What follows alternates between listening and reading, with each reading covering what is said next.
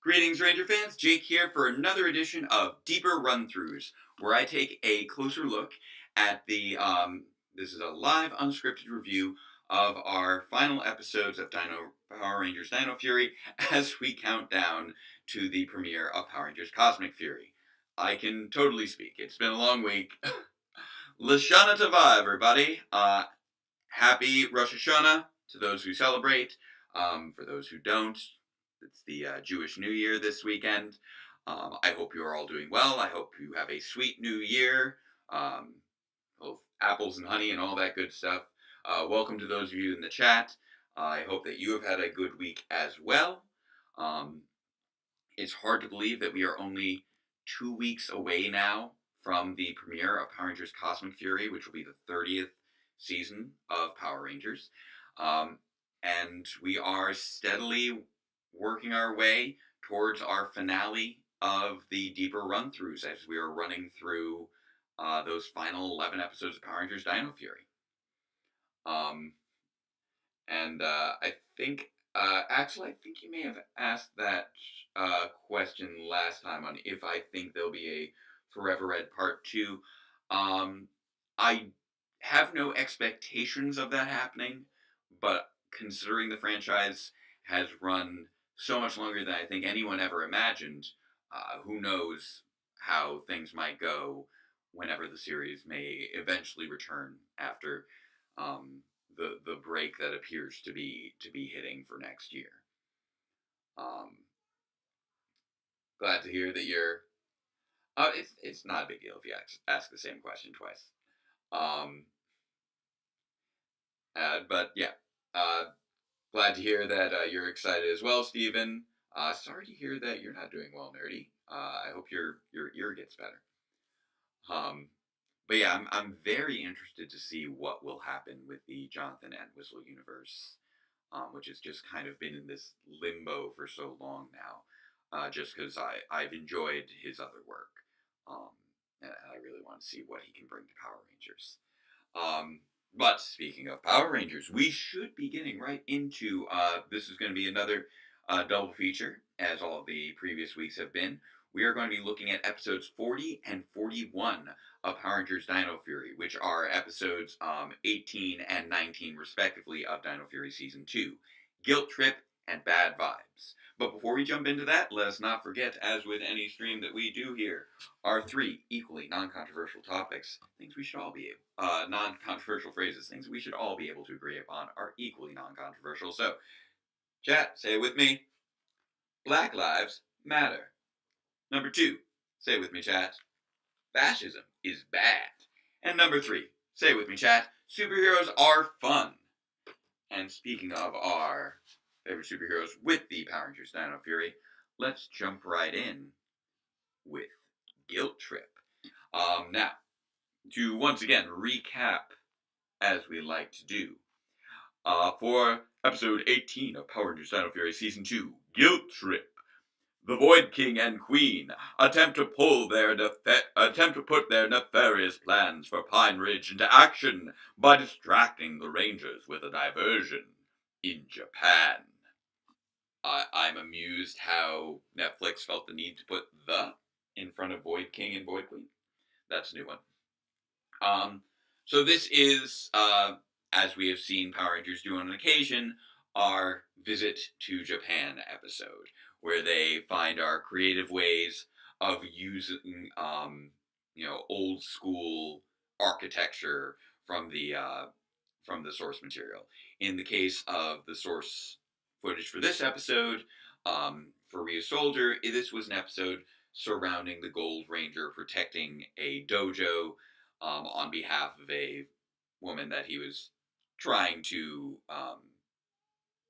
get engaged with, as he was always looking for a wife. That was kind of his whole thing in the Sentai source material. Here, we are instead making use of the fact that Dr. Akana has been spending so much time in Japan during the course of this second season. And we're using, I feel like we're using the footage rather effectively in terms of the villain plan of a distraction. Distraction from the other side of the world feels like something that Power Rangers could play around a lot more with. There have been, I feel, fairly few examples of genuine globetrotting in a show that allows for so much teleportation. Outside of Operation Overdrive, which obviously I've had my critiques of in the past, um, and then we've had the Samurai episode of Power Rangers SPD. But beyond that, we haven't made too much use of the Japanese architecture in the past. Um, Outside of the occasional thing like um, Tommy and Dino Thunder referencing, uh, or Tommy's, I think it may have been, actually, it may have been Connor saying, oh no, they're attacking Little Tokyo. I believe that was Beneath the Surface from Dino Thunder when the Dimetrozord was introduced in that season. Um, and it is always kind of interesting how they choose to kind of celebrate the culture of Japan in one way or another when they try to do this. As I said before, SPD is really the one that comes to mind when it comes to previous visits to Japan. Um, but this one, they did lean more into modern Japan and the cuisines of Japan, and some of the phrases of Japan, and the sightseeing, things that are nice little things to touch on. Um, at times felt a little forced. Ganbare was one where I'm just like, okay, thank you, Dr. Akana, for just letting us know a popular Japanese phrase. I don't feel like you need to be educating on us on this particular aspect of Japan just as he's going into a battle, but that's about as forced as it ever got. This one definitely fell into that realm of episodes that I've referenced before that feel as though they were not part of the original 22 episode run, but instead was kind of filling things out a little bit. Especially with regards to the drill plot line that seems to be stretching out across these episodes just a little bit more than it really needs to be. The idea of setting up the Rangers for distraction makes perfect sense so that they can make use of the drill for their plans. But since the key does not actually do anything, does not actually get the drill working, and the villains just immediately give up on the drill immediately afterwards, it still ended up falling a little bit flat. Um, and I recognize that they need to delay until the finale. Um, but considering that we've already established repeatedly Tarek's technological prowess in terms of designing and creating all these robotic generals over the course of 2 seasons, it feels somewhat unrealistic that they could not simply steal the drill, modify it for their own purposes, and still engage in their plan. Um, Especially since simply by attacking the drill in this episode and Warden Garcia making his call to the Ranger hotline, they've established their interest in the drill. So the element of surprise has already been largely removed in this particular case. Um, just an element that I felt kind of fell a little flat in terms of the extension of this arc, and where it feels a little bit more obvious that that arc is being extended. I imagine the original plan, or in the original plan for the series, that the collection of the key and the drill was a lot quicker. But you work with the situation you're given, and they chose to use this as an opportunity to build upon the relationship between Ali and his mother, which has been a rather strong relationship throughout the series, and seeing how that plays against his new relationship with Amelia, which has also received a lot of focus throughout the series. So that sort of twofer of how Ali is balancing two of the most prominent relationships he has had throughout the series is I think, a nice character study, and placing um, Dr. Akana in Japan across the course of this has allowed for them to drift apart in a way that could only really be resolved by them once again having a chance to reunite in a meaningful sense. And this is the first episode where they really get to unite in a meaningful sense, even though she has returned for other episodes, including the previous episode that I had mentioned feeling like it was kind of filling things out, which was wishful thinking. When she was teleported for a hug, she had some nice mentorship moments, but this is where they really seem to be confronting how their relationship has been across the course of her being um, at a distance.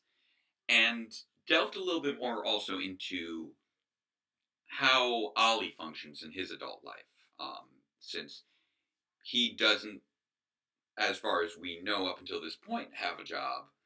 But we now recognize in this episode that his job has been working for his mother as um, a form of research assistant. I'm familiar with that side of things through my experience as a research assistant in multiple fields. Um, so yeah, even though it does feel a little odd that she's offloading such vital things to her son, a lot of technological grunt work when it comes to research is done by research assistants rather than full fledged researchers. So, for instance, I did research in microbiology and biochemistry for a while where I would run electrophoresis gels. So, doing the actual testing is often done through um, is often done by research assistants, and then you have the researchers themselves, the doctors, professors. They're the ones who then interpret that research, execute the results of that research in meaningful ways. Um, I've also run um, you know computer simulations with regards to star charts. Not exactly simulations so much as calculations. Running data through massive spreadsheets using programming to try and see what sort of area of focus you would choose to explore further based off that data.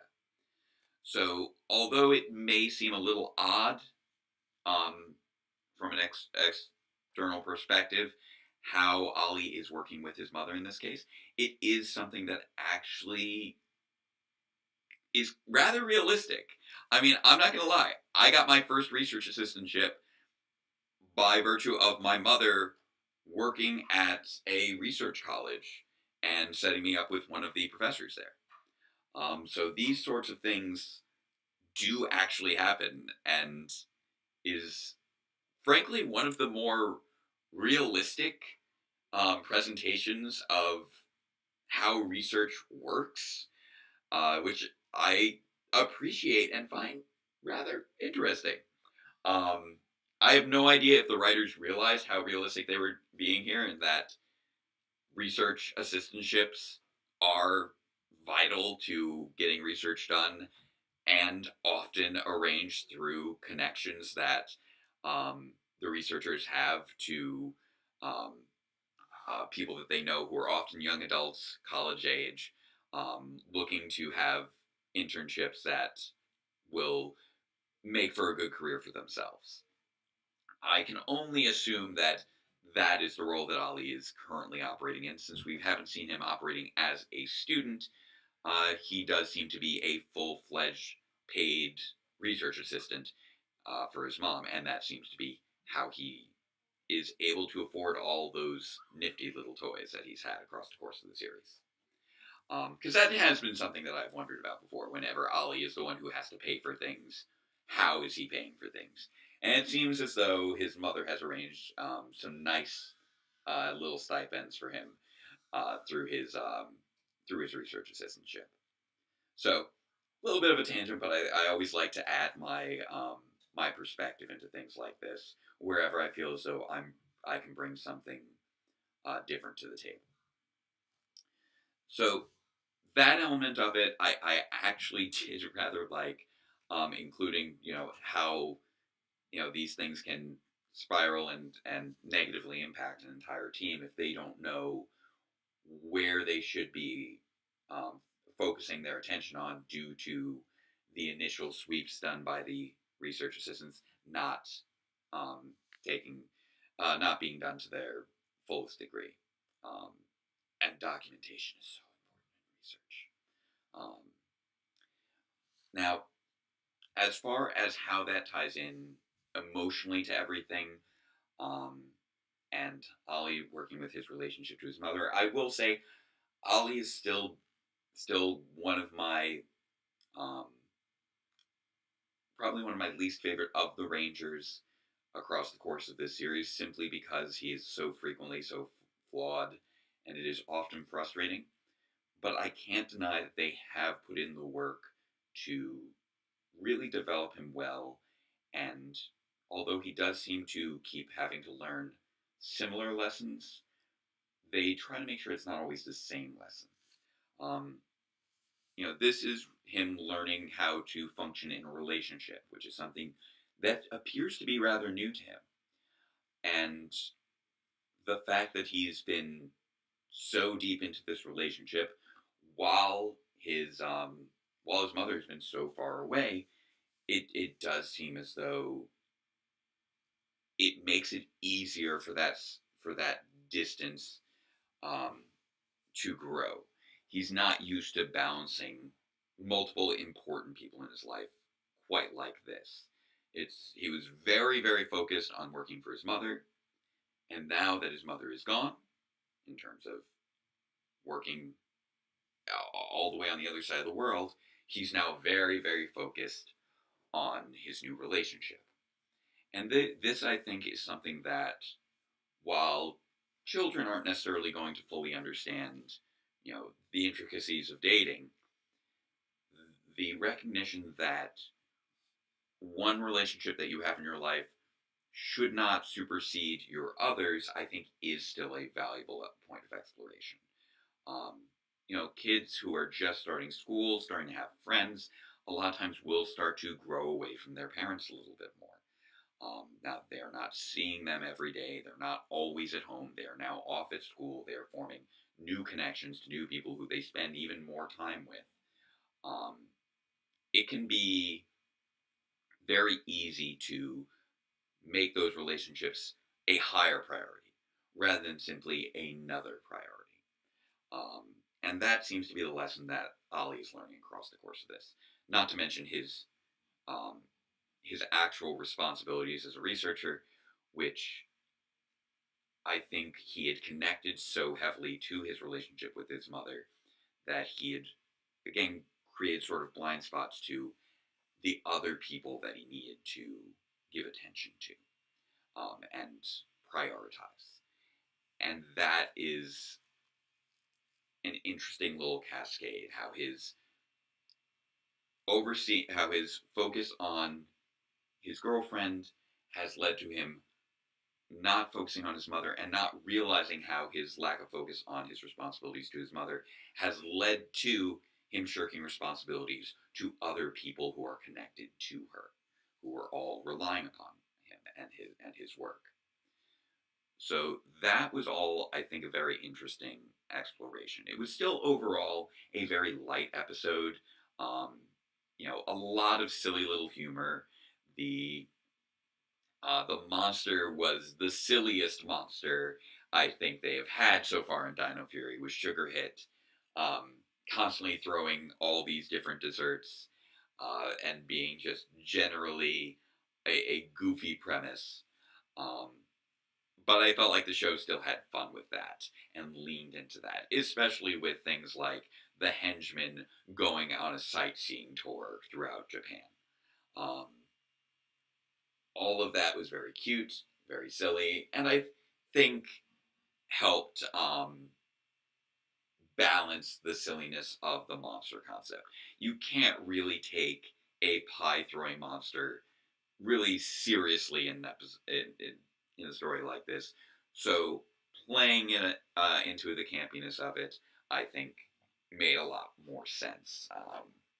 And playing into the fun of visiting Japan, Ion's love of food, which had already been pre-established through episodes like Tiny Trouble, um, I think was the best way to go if you were going to adapt a monster like this. Now, it would have been nice if the episode was a little bit more um, cohesive in theme when it comes to how the monster plays into what's going on in Japan and what's going on with the main character of focus. Those are things that would have been, I think, more ideal. Um, but they had a choice to make in terms of, are they going to be focusing on the background of it being set in Japan, or are they going to be focusing on the abilities of the monster as a dessert generator? Um, I believe in the Sentai episode they focused a little bit more on that aspect of the monster because it was um, it was all set in Japan anyway. If I recall correctly, I think it was the girl was going to have to run her father's dojo, but instead wanted to become like a pastry chef. I may be misremembering. And so her misery inspired the monster, the Minosaur. And so there was a kung fu dessert maker monster, and that is something that doesn't necessarily translate great because we don't have the same mechanics as the Minosaurs. We are not in the generalized setting of Japan. So the Japanese elements of that story became more prominent, with the dessert elements becoming a little less prominent outside of the excitement of seeing the food of Japan being a common theme throughout the episode. Um, Definitely culminated by the fantastic closing line of "It's ramen time," which that was just adorable. I love Zato for that. He's such a good natured and cheesy Red Ranger, and it works for me. Um, but because this was an episode where the villains did have to kind of stretch out their plan. It felt rather ineffectual in that regard, even though the distraction was effective in and of itself, um, while also dealing with these other elements um,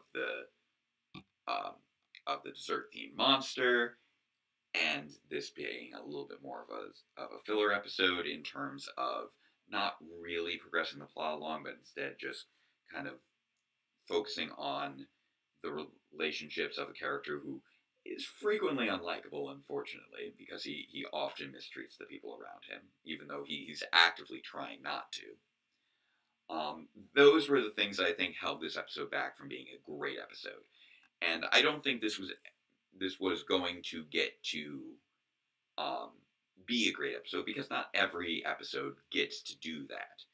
Um, this was an episode, I think, limited by the circumstances surrounding it. The source footage they were choosing to adapt, along with its placement in the season, not allowing for a tremendous amount of plot development or particularly strong themes because there were so many silly elements in there um, alongside the Japanese background. Now, I do think, however, that they made for an overall enjoyable episode. They did have a lot of fun, I think, with the dialogue, a lot of fun with the quips, with the little elements of Japan um, that clearly anyone vacationing there would enjoy. I am fairly certain that there were a lot of parts of this that were probably contributed by Becca Barnes specifically, just because I know that she has um, vacationed to Japan in the past, if I recall correctly from her Twitter account. And she has a love of food that I'm sure was conveying across and probably shared by her fellow writers. Becca is the only one who I actively follow on Twitter because she's the only one who I'm aware of has that active Twitter presence. Um, but things like the takoyaki cart, the all the different treats from the vending machines, these were all just again over and over again little bits of the writers having fun. And I think the whole production team having fun with this episode, down to the whipped cream bird poop joke, which if those of you who saw my rapid run through of the Easter eggs for Once and Always have seen me use that clip. Because it is just a little bit silly and a little bit fun, and that was, I think, really what this episode largely focused on, was just having silly fun. We did get um, to dive further into a character who has had strong relationships that have been well established across the course of the series. Um, but beyond that, it was mostly, hey, we have a silly monster, we have an unfamiliar background setting, let's have fun with that. And there was clearly intentional long term planning here as well. Dr. Kana has been in Osaka since the beginning of this season. This is the episode that they've clearly been sort of setting up throughout all that. And that is something that I genuinely appreciate when it comes to the effort that was put forth in Dino Fury. They do think things through far enough in advance that things can be set up much earlier than I think we were seeing in seasons like Ninja Steel. These writers, I think, have come a very long way since then. Dino Charge was, I know, where they first cut their teeth in terms of working under Chip, but I feel like Ninja Steel was really where they started to be the lead writers in many regards. Even though Chip was the showrunner, um, this was when Ninja Steel was when we started to see them writing almost every episode together between Beck and Alwyn. And then here we have Beck and Alwyn still writing most of the episodes, but now supported in the teleplays by other writers like Maya Thompson and Guy Langford, and having the support of Steve McCreary, who was doing who worked alongside Uther Dean as one of their interns during Ninja Steel, and is now one of their primary writer, I believe, for ADR. So many of the quips and puns that we are seeing in these episodes, to my understanding, come from Steve and his work. So they've really built themselves up, I think, really well across the course of these handful of years. And to the point where even these silly little episodes have a lot of work put into them to make them feel like they fit in the series as a whole, and make them feel like they connect to relationships that have been established, as well as, you know, where the characters are, how that impacts the character relationships. All of this just to set up an episode where the Gold Ranger takes a pie to the face. And that's wonderful. And I think I almost like this episode more the more I talk about it. Because when you're getting to the end game of the series, it's easy to get a little frustrated when you run into filler episodes. Um, no, filler. Because really there is still plot progression happening, and every episode still does further understanding of the characters. Um, but when you realize how much forethought goes into even an episode like this, it really does make you appreciate the work, I think, a little bit more. So, not, one of the most mind blowing episodes of the season, because it wasn't in a position to be that, but an episode that was very fun and really delivered on a lot um, of build up and payoff, setup and payoff. And although I will admit that, despite all the things surrounding the setup of them going to Osaka, it is a little funny when you actually think about it and realize that while the villain's setting up a distraction on the other side of the world makes perfect sense, the fact that they happened to choose Osaka, which is the city where Ollie's mom was working, does seem like a bit of a coincidence. Especially since I have no idea how or why they would know that she was there. Which would really be the only reason to attack Osaka, outside of it just being apparently a wonderful tourist spot. Um, that which, as far as I can tell, is the entire point of logic behind them choosing Osaka as a location for where they'd have their distraction. Because technically, it could have been anywhere. It could have been New Zealand. It could have been somewhere in Africa or Europe or Asia or Australia. Um, it could have been anywhere in the world, but they just happened to choose the one city that Dr. Kana was living and working in. And that in and of itself is kind of where you need to have that suspension of disbelief that is necessary to enjoy an episode about a monster that spontaneously generates cream pies. So, without me getting into my experience with comedic pies to the face that may have led to significant property destruction, let's move on from Guilt Trip into the real prologue of our end game, which is episode 41 of Power Rangers Dino Fury, the 19th episode of the season, Bad Vibes.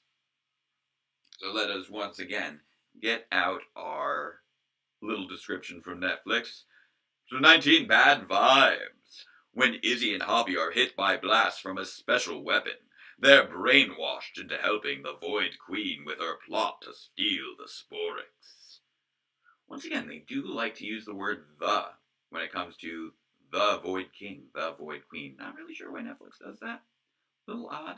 Didn't realize they were doing that, but they do appear to do that consistently across the different episodes. So this one was definitely the real ramp up to the end game, and this one we finally got the payoff of the drill that has been set up for the two previous episodes, and the fact that it, spoilers, is the way they attack the Rangers base is not tremendously surprising. This had to be what it was building up to the whole time.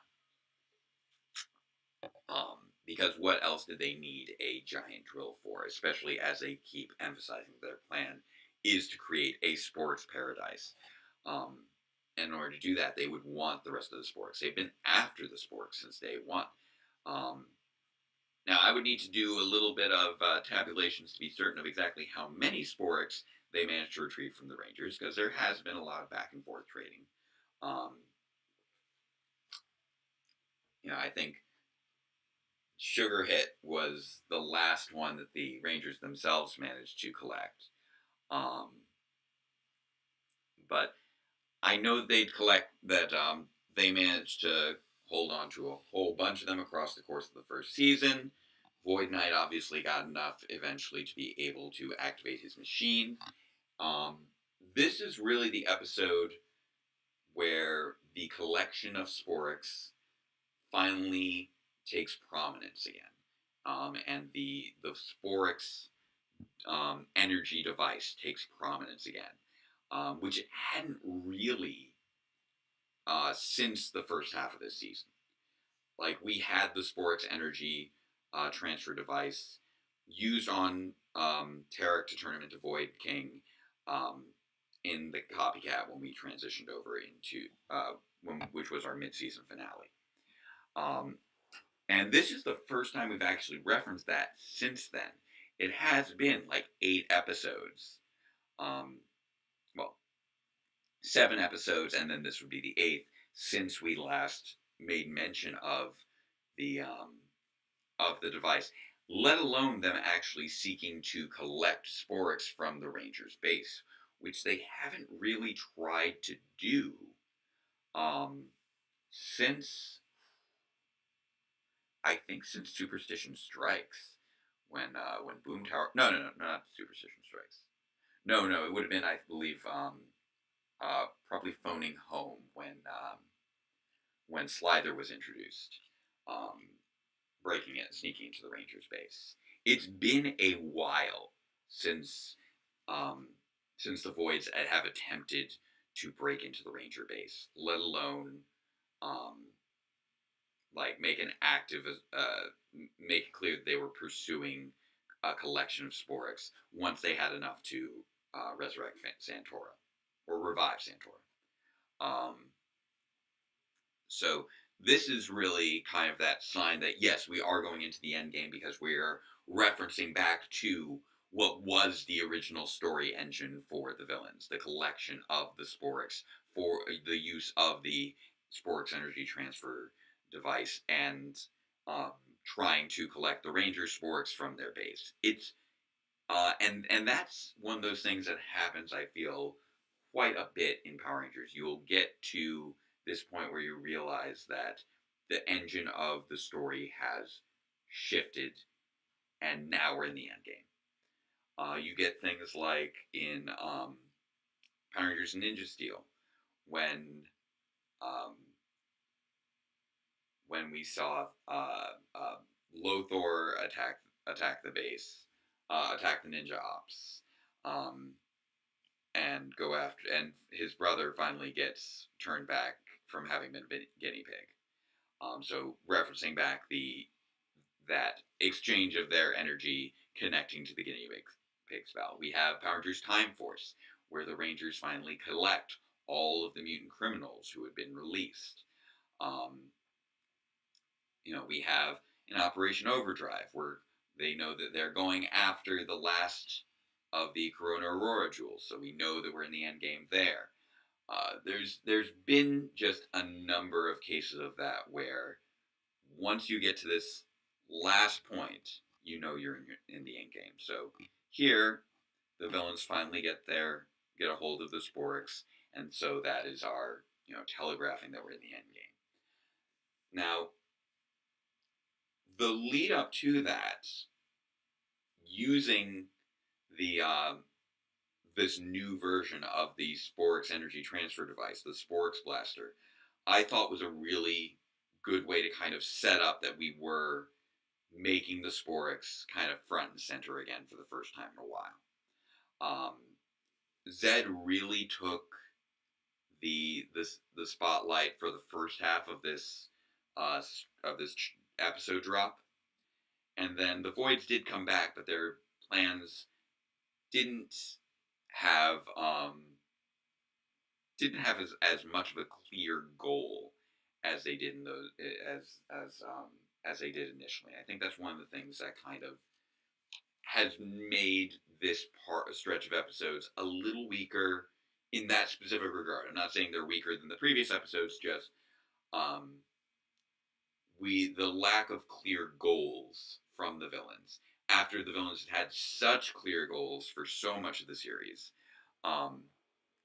had been, I think, acting to the detriment to a degree of some of these episodes, since they had already taken the backseat during Zed's arc, and then as soon as they come back into prominence, we're getting things like wishing and trying to get a drill but failing, and being like, okay, well, what are they even trying to do at this point?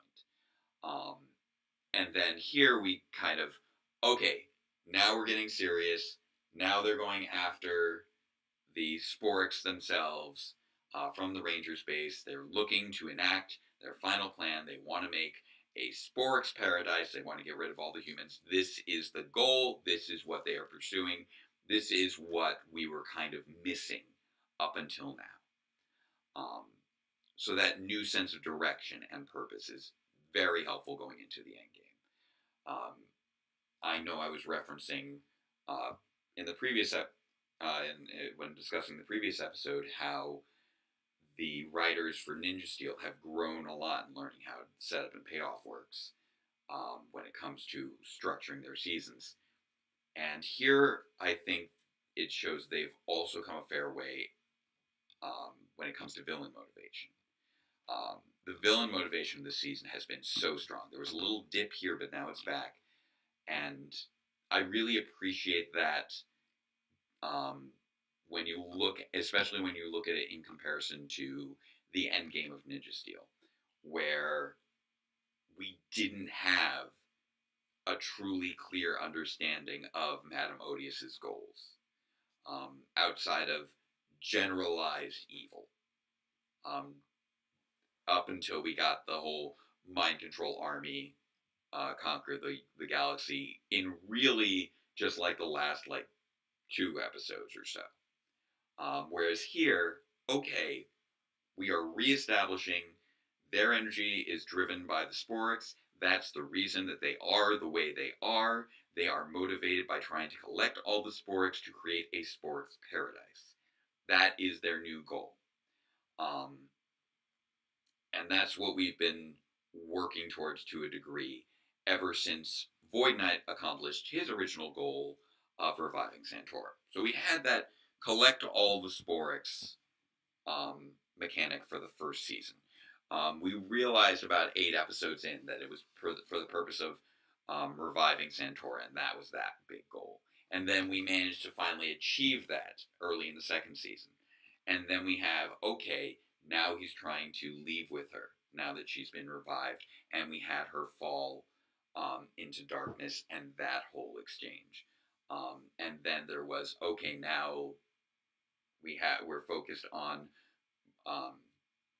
on Tarek's kind of turn to good, and then his return back to evil. So we were so focused on that character drama for a bit there that we didn't really need for the villains to have um, a clear goal because they still had clear motivations. Um, and their motivations were driven by their relationships to one another. And then we hadn't had that for the longest time. And then we have this drill plan, which took several episodes to execute and was not a complex plan, really, compared to what Void Knight was kind of pulling off on the regular in previous instances. Um, Welcome, Psycho Orange. Um, this is where we really kind of are making up for lost ground, I think, to a degree, and really diving into okay, finale time. We're getting ready for it, and they set up, I think, a lot of good stuff for what's coming next. We had the we had another case of brainwashed rangers, but rather than it being a slash from a random robotic monster from space brought by Lord Zed, it's the Sporix Blaster showing how Sporix energy corrupts. And we get to see, okay, what Javi and Izzy are experiencing is not too dissimilar to what Santora experienced when she was revived. And that's kind of an interesting thing to touch back on, that all of these characters are really being influenced by the energy of the Sporix. We see this reinforcement that Void King is the way he is because he got blasted with Sporix. Void Queen chose to be blasted with the Sporix and become Void Queen, but first she was revived by Sporix energy, and you're getting the impression that, okay, she got hit with something of a lesser burst of it at the start that's pretty on par with what Javi and Izzy got hit with in this episode. And we see the actions they take and how they're still, for the most part, themselves in many regards. They actually manage to mask their evil nature quite well, even though you can tell they're evil, they're scheming, they're plotting, there's something off about them. You can tell the whole episode. They're still behaving like themselves. They're not full zombies. They're not checked out like Ollie was during Love Hate. They are able to play into how their parents know them. And that's, I think, executed rather well. It really speaks to the acting being done by um, both Tessa Rao and oh my goodness, I'm suddenly blanking on Javi's actor's name. Um, uh, Chase. No, I'm blanking. It will come back to me. Um, sorry, I'm. It's Chance Perez. Um, so they I felt rode that fine line there. They also delivered some rather good karaoke performances as well. We already knew that Chance could sing. We got to see Tessa sing as well, unless she was um, uh, receiving ADR from somebody else, and we also had um, both of their parents sing. Really, the Garcias, they all got some vocal chops, which was appreciated, and not entirely expected.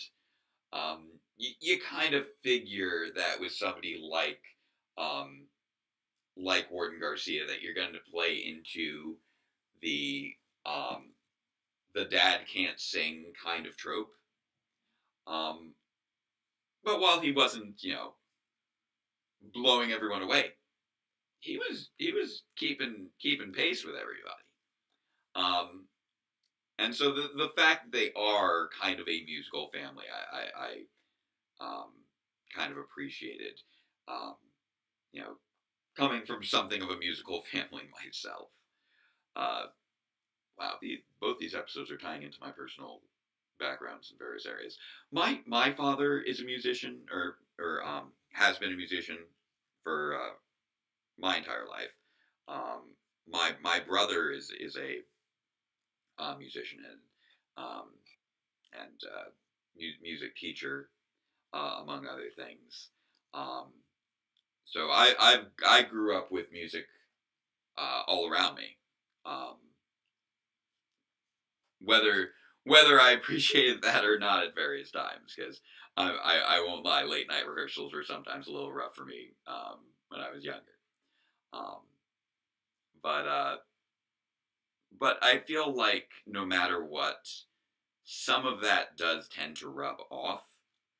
Um, obviously, I've done the musical episode for Power Reviews. I did the musical rapid run through. Um, I feel like my voice is never really all that great, largely because I don't have the ability to rehearse and get the level of vocal direction support as kind of this one man production that I do.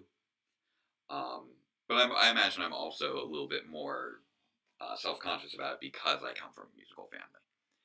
Um, and so I guess I would probably be uh, the Carlos Garcia of the group in this case, where he can sing, he does all right, but he's clearly not the standout. Um, and he's definitely owning it on the stage in a way that um, I would like to be able to do a little bit better. Now,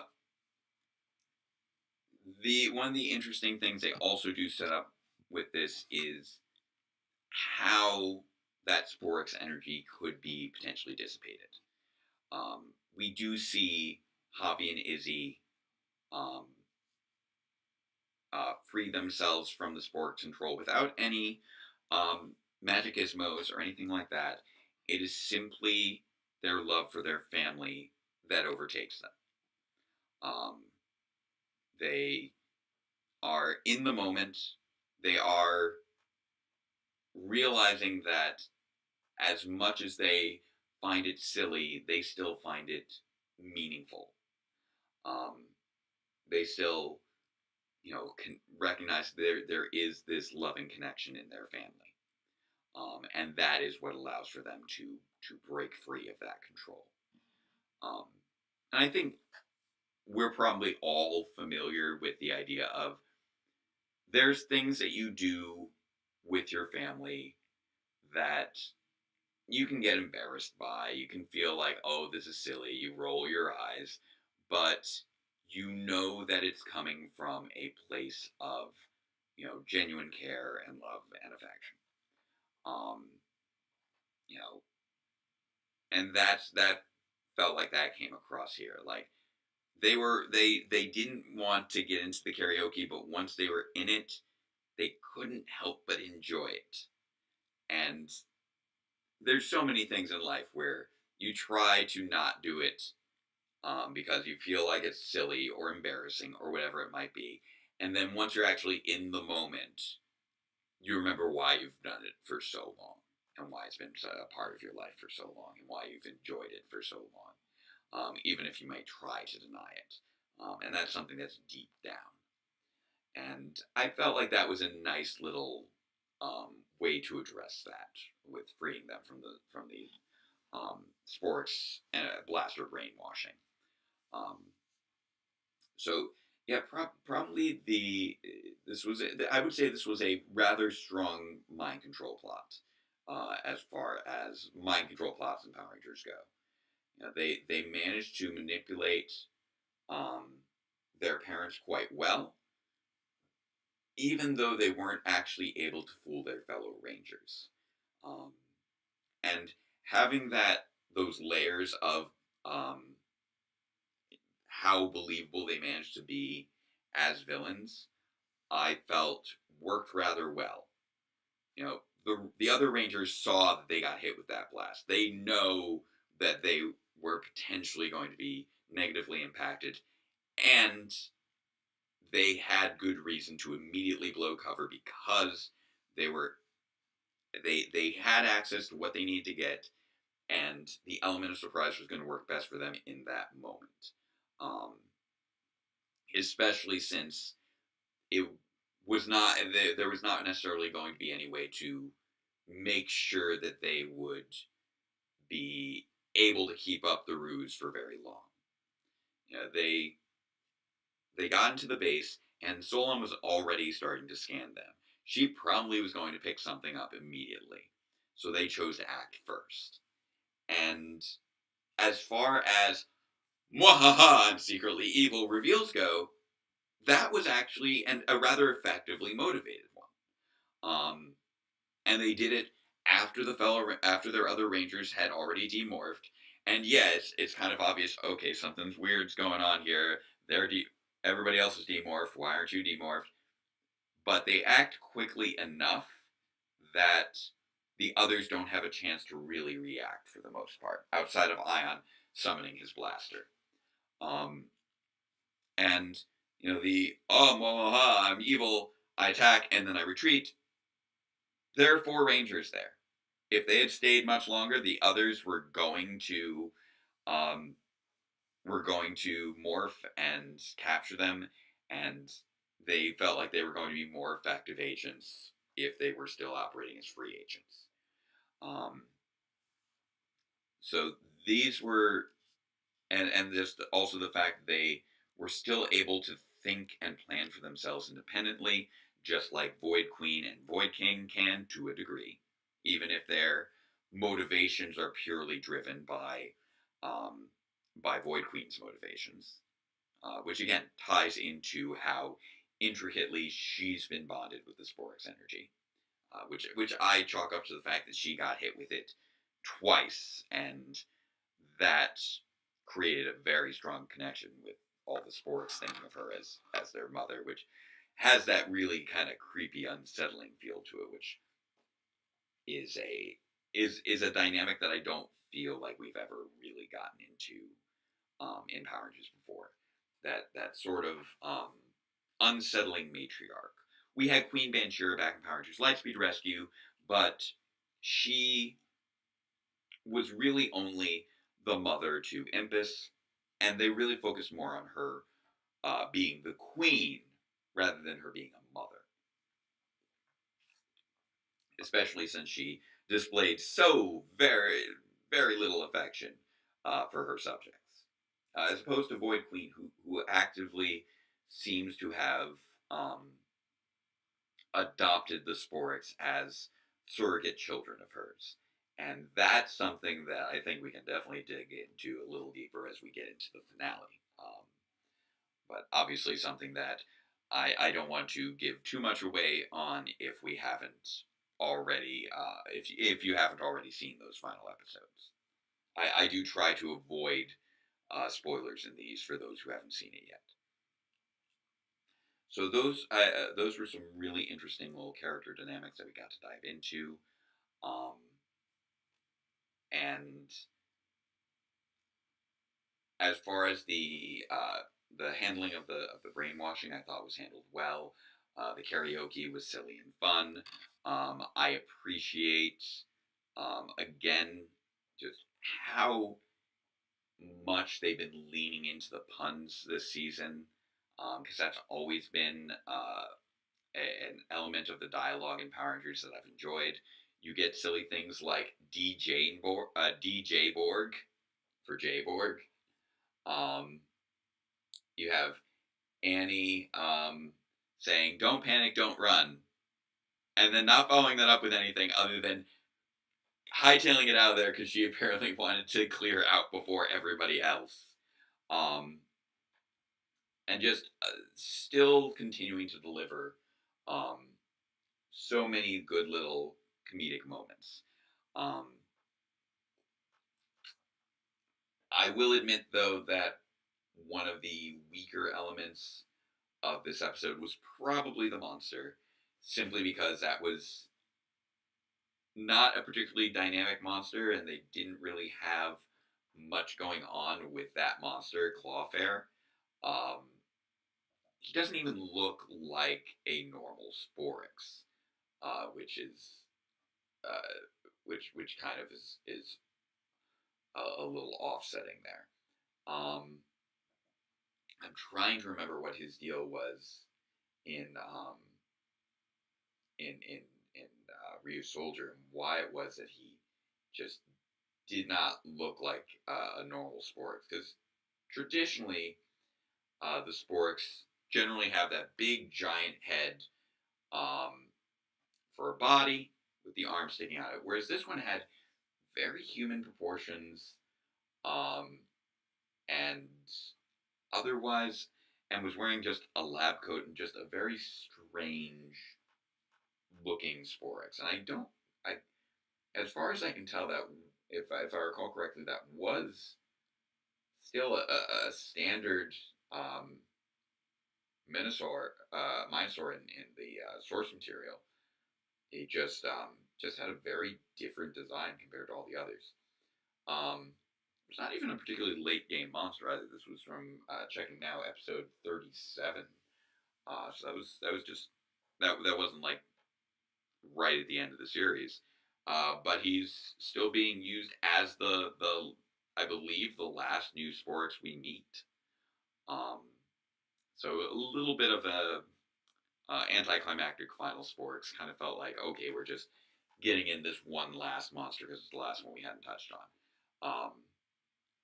The writers had some fun with the fact that he looks like a doctor, but that regrettably didn't really tie into anything in the plot. I would have appreciated if his doctor design played into things almost as more of a mad scientist and having him connected in some way to the brainwashing. The lack of that I felt was a bit of a weakness to the episode. Um, we also saw the end of Nulleye, who has been kind of this, just kind of their robotic general since he was introduced. He'll have some silly one-liners, but he doesn't really have a clear thematic personality quite on the same level of Slither or Reckamate or even Boom Tower or Boom Blaster. Where with Boom Blaster just being Boom Tower Part 2. Just being a little bit, you know, like snidely and cowardly. Um, and they decided for his final appearance to lean into fitness goals as the theme of the puns for his farewell. And that was one that was just kind of like, okay, this is what we're going with? Okay. I don't know why this is him getting steps. He's a robot. Why is his steps for the day an important aspect for his final character appearance? Um, so definitely an anticlimactic end to Nulleye, I felt, who really didn't get particularly well developed as a general, which makes the fact that he was the last of those that he outlasted Boom Blaster by several episodes rather surprising. Not to mention outlasting his original design Snag Eye by so much.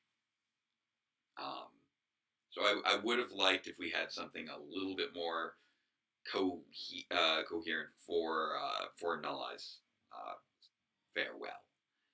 Um, along with and just the fact that we had that combined with the doctor references of with regards to Clawfare, um, I felt like the puns were still fine. It just felt like the focus was rather weak in that regard, and that we didn't have a clear identity for either of our two defeated antagonists from this episode.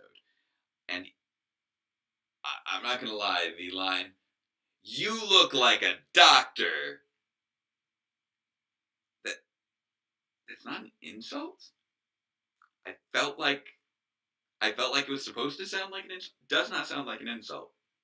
Like saying somebody looks like a doctor is like a well respected, highly sought after career. Not really an insult. Um, but if those would I would say be the weakest points of the episode. Much like with Guilt Trip, we again had a case where the monsters um, the monsters' clear thematics didn't fully gel well with the actual story of the episode. Um, in Guilt Trip, the pastry themes didn't really play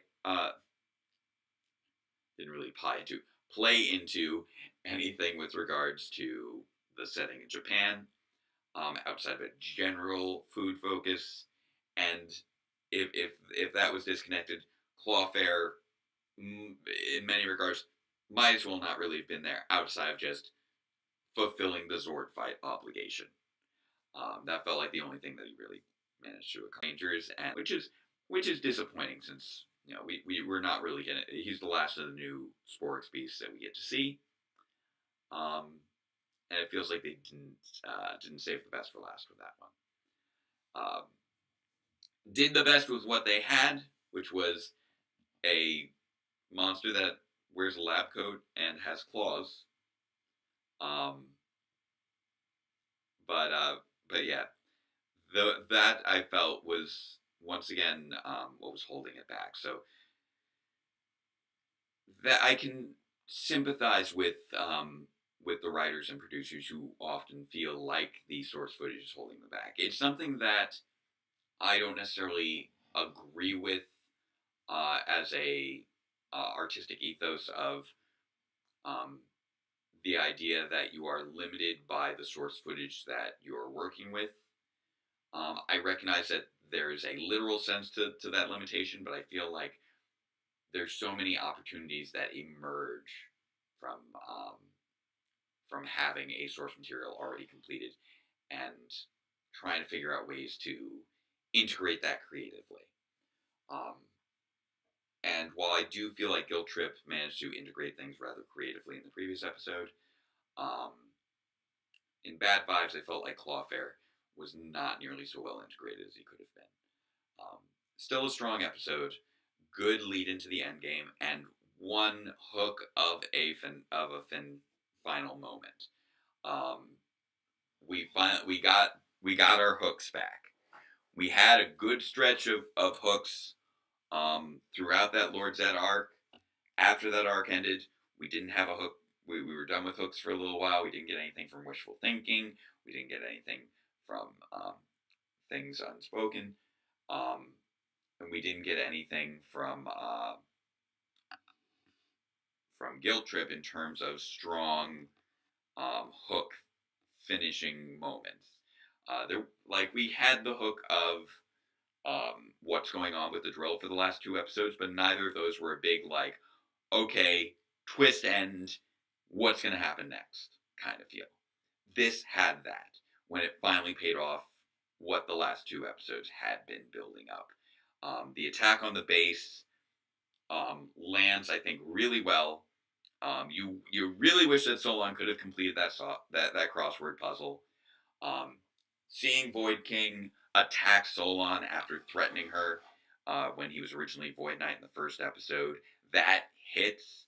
Um, seeing Solon get blasted across the base, that hurts. Like in here, you hate to see Solon be hurt. She's just been built up as such a likable character who I don't spend nearly enough time talking about. Um, and so when she gets hit, that hurts, and you feel for that character, and that's that emotional hook that gets you going into the next episode, even more than I feel like the villain's plans with regards to the Sporix.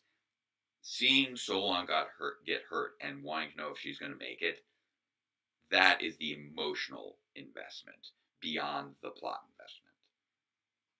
So definitely a very strong ending for an episode that had a lot of solid elements, even if its um, source material integration felt weaker. And with that, I think that we're pretty good to wrap things up.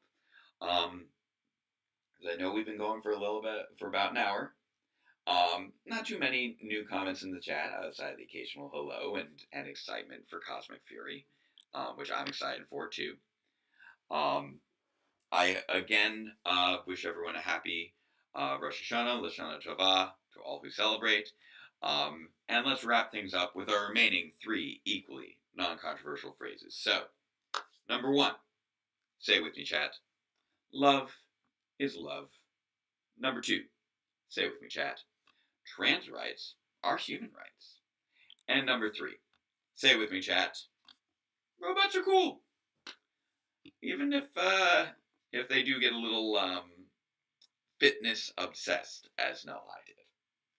So thank you again all for joining me. I hope you have a wonderful weekend, a sweet Jewish New Year, and until next time, farewell, Ranger fans, and let the power protect you.